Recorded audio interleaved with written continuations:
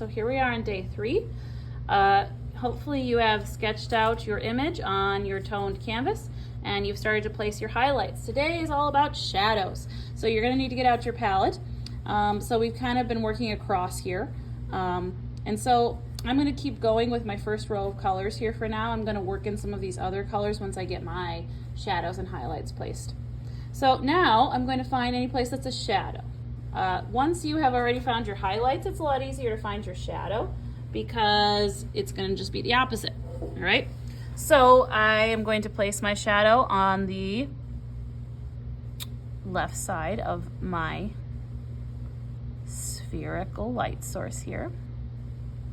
And keeping in mind that if it's a sphere, the shadow is going to wrap around it the same way the faces of the moon show in the sky because the moon's a sphere. Okay, I'm going to go over here and just place a shadow on the opposite side of my little posts that I've made. Okay, so this color, and hopefully you can see it from my palette there, is just simply that pink and orange mixture that I've gotten because I'm using a warm color scheme.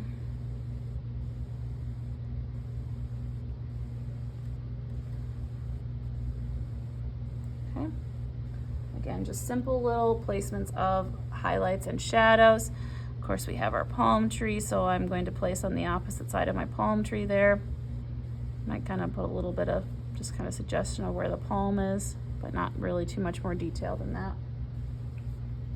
Same thing here, and placing my shade of my color scheme. Just kind of make a little mark at the top.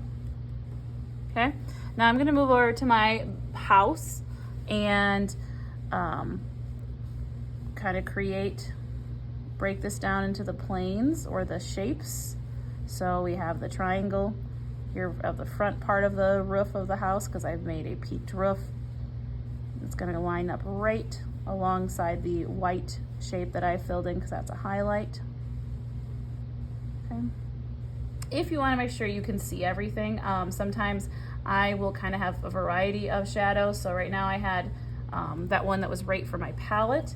I'm going to add in a little bit more of that red into there just so I can see the difference between the roof and the wall side of the house, so I don't lose my edges. If you are creating a cube, as you know, for your basic form, you really need to have your edges crisp because cubes have corners, they have right angles. If you are making a softer form like a cylinder or a sphere, it's not necessarily as important that you can see something like that because there really aren't corners. It's more important to blend when you're creating that kind of a shape. So for this, I want to make sure my corners are really crisp and easy to be read. Okay, so I'm going to go right along there and just really crisp that edge. Okay, I'm going over here now. And just painting in the rest of my shape with those dark values. Okay. So at this point, it's starting to come together. We can start to feel that there's some shadows and there's some lights. Then you can kind of start making some decisions next about what color you'd like to use for maybe the shore or the ocean, things like that. I believe for me, what I'm going to kind of do next is work on my ocean a little bit and kind of check out what color scheme that should be.